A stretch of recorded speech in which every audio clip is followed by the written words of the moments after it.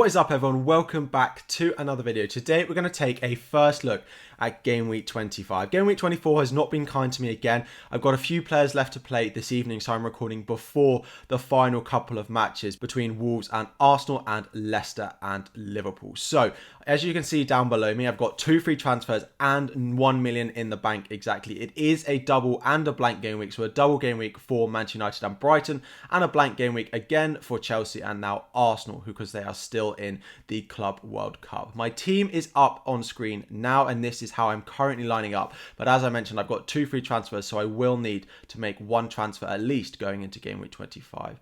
I do have triple Manchester United in my team. I've got De Gea, Bruno Fernandes and Ronaldo, so there's no need for me to really add on to Manchester United. I could add on to Brighton, although I don't particularly love their double game week that much. The Manchester United fixtures are good, but the Manchester United players are not. I don't particularly love having Fernandes and Ronaldo in my team. They've not been great. Ronaldo did get rested in Game Week 24, so hopefully he's fine to play both games in Game Week 25, and it may sway the captaincy slightly more in his favour away from Bruno Fernandes.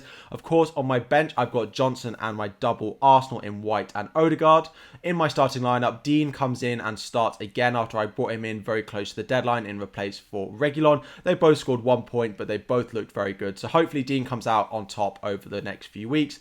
Cancelo, Trent, Jota, Bernardo Silva, Bowen, Dennis and Watkins complete the lineup. Now, there are a few players in here that I don't particularly love owning. Bernardo Silva and Dennis are the 2 that I really am not looking forward to playing this week, and they could easily leave my team. Bernardo Silva plays Norwich this week, so it's unlikely that he leaves straight away. Dennis again has Brighton at home. It's not a great fixture. Brighton are pretty good defensively. But let's now get my team up on screen. We'll start clicking through and look at some potential transfers for Game Week 25, given that I know I have to make 1 at least.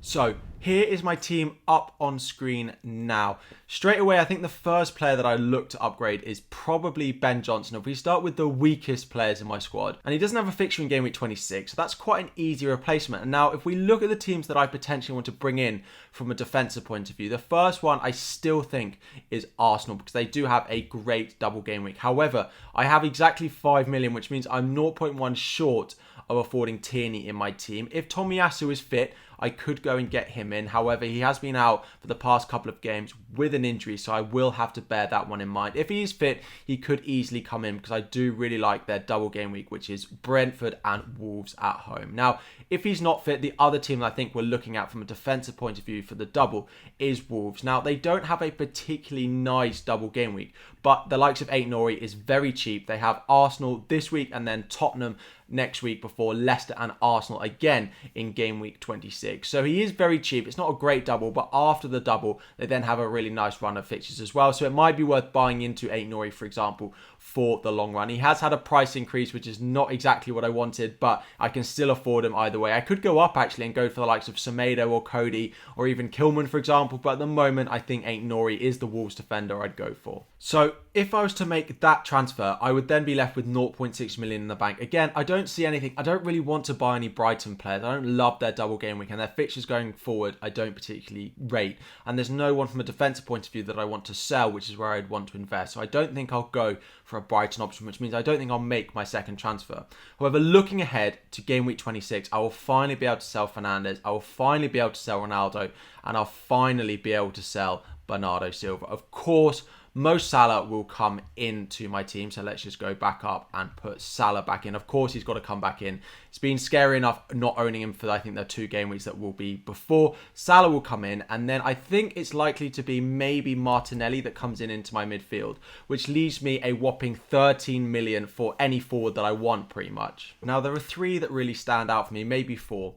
Kane, of course. However, he's just a lot of money, 12.3 million. Given that they play away at Manchester City and away at Burnley, given who they've been much improved defensively, I'm just not sure it's worth it, given they then play Manchester United, Everton and West Ham after that. Everton's not a bad fixture, but is he really worth the money?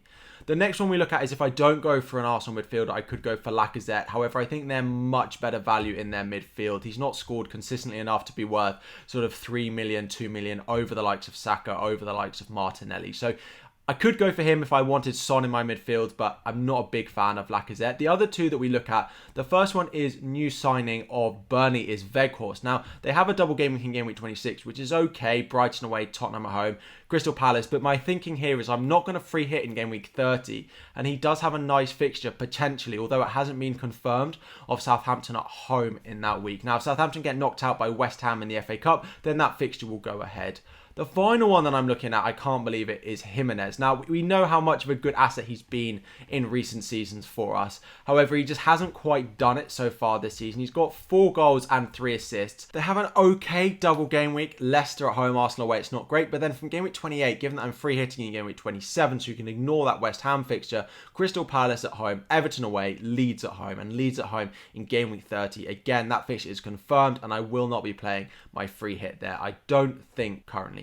So Jimenez is probably the one that I'm backing at the moment, and this will leave me enough money to do a transfer which I would love to do, which is sell De Gea and bring in back Mendy of Chelsea, given that they could have a double game week in game week 28, and from game week 28 there are dreadful fixtures for Manchester United. So those are my next few transfer plans. However, this week I'm only really looking at Ben Johnson out to either Tomiyasu or Ait-Nouri. That's the current plan, with then 3 transfers focusing on game week 26 next week.